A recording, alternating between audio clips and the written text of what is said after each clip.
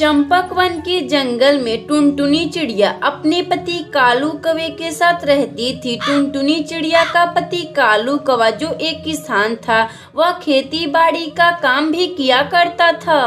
कालू कौवा जो बैगन की खेती किया करता था और उन बैगनों को सब्जी मंडी में भी बेचा करता था। टुनटुनी, मैं खेत में जा रहा हूँ, तुम अपना ख्याल रखना। कालू जी, मैं आपसे एक बात बोलूं? क्या बात है टुनटुनी, तुम बोलो, क्या कहना चाह रही हो? कालू जी, बस कुछ ही दिनों बाद हमारे घर में एक खूबसूरत सी चिड़िया आने वाली है। यह तो खुशी की बात है टुनटुनी, अगर बेटा हुआ तो मैं उसका नाम गोलू रखूंगा। कालू जी, अगर बेटी हुई तो मैं उसका नाम सुनहरी रखूंगी। ठीक है टुनटुनी, रख लेना तुम अपनी बेटी का नाम सुनहरी। अब मुझे खेत में जाने दो और अपना ख्याल रखना। इतना बात कहकर कालू कौवा अपने खेत में चला जाता है। कालू कौवा का सभी बैगनों की सब्जी तैयार हो चुकी थी। अब मेरा सभी बैगनों की सब्जी तैयार हो चुका है, अब मैं कल ही इन्हें मंडी में बेच आऊंगा। कालू कौवा अपने खेत में 3-4 घंटे काम कर कर शाम को अपने घर आता है और पूरी बात अपनी पत्नी टुनटुनी चिड़िया को बताता है। टुनटुनी, हमारा सभी बैगनों की सब्जी तैयार हो चुकी है, मैं कल ही उसे सब्जी मंडी में बेच आऊंगा। फिर टुनटुनी चिड़िया और कालू कौवा खाना खाकर सो जाते हैं। कालू कौवा का खुशी भगवान को देखा नहीं गया और उसी रात बहुत जोरों से बारिश होना शुरू हो गया। बारिश होने की वजह से कालू कौवा का बैगन की सारी फसल बर्बाद हो जाती है। अगली सुबह टुनटुनी चिड़िया अपने पति कालू कौवे से कहती है, कालू जी, आप खेत में जाइए और देखिए कि हमारी बैगन की सब्जी कैसी है। ठीक है टुनटुनी, मैं अभी खेत में जा रहा हूँ बैगन की सब्जी को देखने के लिए। फिर कालू कौवा अपना बैगन की सब्जी को देखने के लिए अपने खेत में जाता है। कालू कौवा बैगन की सब्जी की हालत देखकर वह दंग रह जाता है। कालू कौवा को खेत का नुकसान बर्दाश्त नहीं होता तो वह घर पर आकर फांसी लगा लेता है। कालू कौवा को फांसी लगाने के बाद टुनटुनी चिड़िया अकेली हो जाती है। आप यह क्या कर लिए जी? आप क्यों फांसी लगा लिए? इसी तरह 2 हफ्ते बीत जाते हैं। इसी बीच टुनटुनी चिड़िया का एक खूबसूरत सी चिड़िया जन्म लेती है। माँ, मुझे बहुत जोरों की भूख लगी है, आप मुझे कुछ खाने के लिए दे दीजिए। मेरे पास तो कुछ भी नहीं है बेटी, तुम रुको, अभी मैं किसी पक्षी से उधार खाना मांग कर लाती हूँ।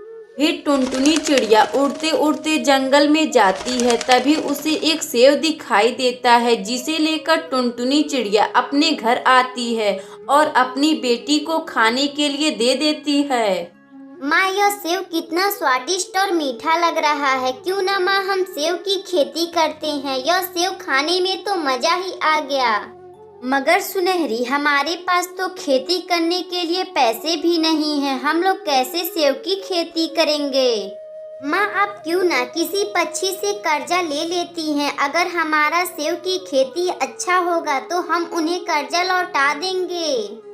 फिर टुनटुनी चिड़िया बंटी कबूतर के पास जाती है और कुछ पैसे उधार मांग कर लाती है और अपना सेव की खेती कर कर खुशी खुशी रहने लगती है। अगर आपको यह कहानी अच्छी लगे तो वीडियो को लाइक करें और चैनल को सब्सक्राइब करें और बेल आइकन को दबाना ना भूलें। हमें कमेंट बॉक्स में बताएं कि आपको यह कहानी हमारी कैसी लगी।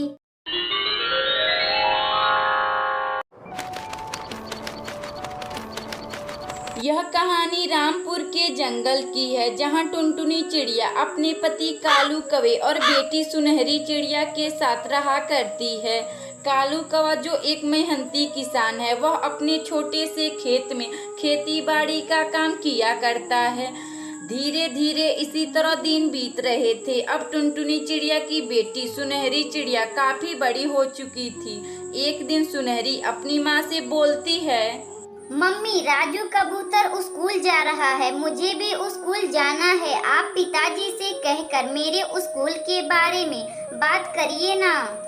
तुम चिंता ना करो सुनहरी, आने दो तुम्हारे पिताजी को, मैं उनसे आज तुम्हारे पढ़ाई के बारे में बात करूंगी। इतना बात कहकर सुनहरी अपने कमरे में चली जाती है। तभी कुछ ही समय बाद कालू कौवा अपने खेत से थका हारा आता है। टुनटुनी चिड़िया अपने पति कालू कौवे को पीने के लिए पानी देती है और कालू कौवा से सुनहरी के पढ़ाई के बारे में बातें करने लगती। अजी, आपको कुछ पता भी है अपनी बेटी सुनहरी के बारे में? क्या टुनटुनी, तुम क्या बोलना चाह रही हो? क्या हुआ मेरी बेटी सुनहरी को? कालू जी, मेरे कहने का मतलब यह है कि अपनी बेटी अब काफी बड़ी हो चुकी है, आप उसका एडमिशन एक बड़े से स्कूल में करवा दीजिए। टुनटुनी, यह तो जनवरी का महीना चल रहा है, इस महीने में एडमिशन स्कूल के नहीं होते, एडमिशन तो अप्रैल महीने में शुरू होते। मैं अपनी बेटी सुनहरी का एडमिशन एक बड़े से स्कूल में करवाऊंगा। मगर टुनटुनी। अजी, क्या हुआ? आप क्यों रुक गए? बोलिए, क्या हुआ?